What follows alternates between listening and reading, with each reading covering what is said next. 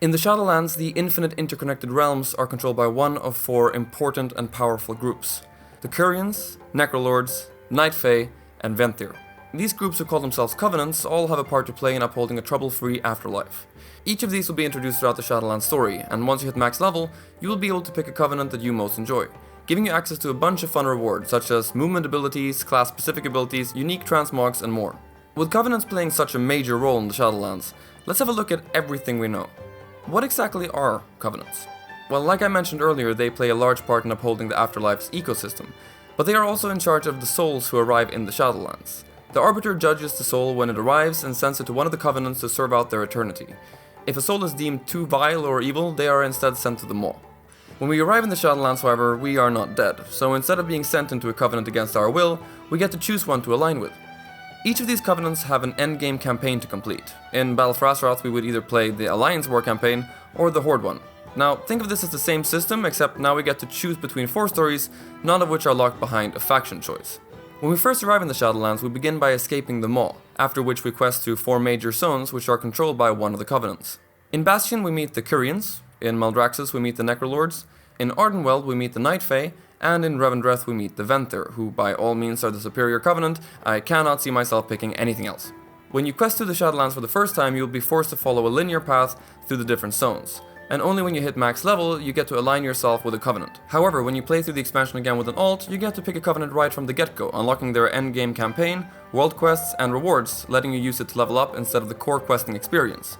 If you do feel like running through some of those quests again though, you can always choose to do so. And this time you also get to choose in which order you would like to tackle them. Now that we have all of that out of the way, let's take a closer look at the actual Covenants. The Kyrians of Bastion are tasked with guiding newly perished souls to the Shadowlands. They are the righteous Covenant, who value humility, service, and virtue. When someone serves the Kyrians before they are ready to take on their eternal task of guiding souls, they meditate and reflect to reach a new level of understanding. As of right now, we only know of one heroic soul that resides in Bastion under the Kyrians, and that is Uther Lightbringer, who died at the hands of Arthas Menethil. The movement ability that you learn by aligning with this Covenant is called Unburden, which lets you dissolve into pure anima, increasing your movement speed by 300%, slowing your falling speed, and propelling you forward for 4 seconds. It also greatly reduces the radius at which enemies will detect you. Right now we only know all of the class-specific abilities that you will earn from the Kyrians, so I will leave a link below if you'd like to find out more about them. Moving on, we have the Necrolords of Maldraxxus, who are tasked with being the eternal guardians of the afterlife. They could be seen as the Shadowlands military. The Necrolords value power above all else. They are a Covenant that does not see failure as an option. If you wish to join this Covenant, you should expect to be tested thoroughly, and if you were to fail, they would not throw you a second glance. As for heroic souls, Draka, the mother of Thrall, resides within Maldraxxus, serving the Necrolords. Our movement ability this time is called Transcend the Flesh, which separates your soul from your body for 20 seconds. Your soul becomes invisible and untargetable, but your body remains vulnerable. This effect ends early if you move further than 60 yards from your body. When Transcend the Flesh ends or is cancelled, your body rejoins with your soul. Now on to Ardenweald and the Night Fae, who are tasked with guarding the nature of the afterlife. They are in charge of the cycles of life and death. The Night Fae work similarly to how the Kyrians do, by guiding powerful nature spirits into their realms. These realms mirror what we know as the Emerald Dream.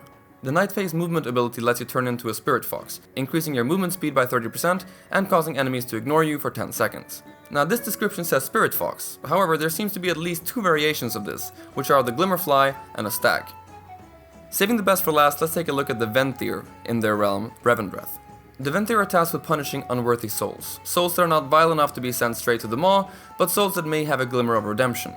If you end up in Revendreth after you pass on, you would be punished, but this is no hell. There is a chance to redeem yourself, either becoming an eternal punisher for the Venthyr, or moving on to serve another Covenant. Kael'thas Sunstrider resides within Revendreth, most likely serving his sentence for following the Legion. Of course we get another movement ability here as well, called Door of Shadows, which lets you wend through shadows appearing at your targeted location. Now, let's move on to Covenant rewards. As I have already mentioned, we get different class-specific abilities and movement abilities depending on which Covenant you choose to serve. Beyond that, we are also introduced to a new system called Soulbinds. This seems to be an evolution of the artifact weapons, but now it doesn't have to do with a specific piece of gear. Instead, you soulbind to a creature of your selected Covenant and drop power from it. We also get Covenant-specific armor sets, of which we've only seen the plate set so far. Another interesting piece of gear we get is the new back pieces, which I for one am really looking forward to. For too long have we been burdened with only capes. Upgradable mounts have also been mentioned, but as of right now we do not have any further information on what exactly can be upgraded. Finally, we have different world benefits, such as the Necrolord's followers will be able to gain an ability to build their own abominations to fight by their side. The last piece of information that I'll bring up today is the ability to change Covenant. While this has been confirmed to be possible, it does not seem like it's something they want you to do with ease on a regular basis, so think carefully before you pick a Covenant.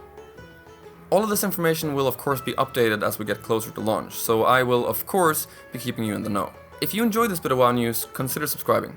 Odd, out.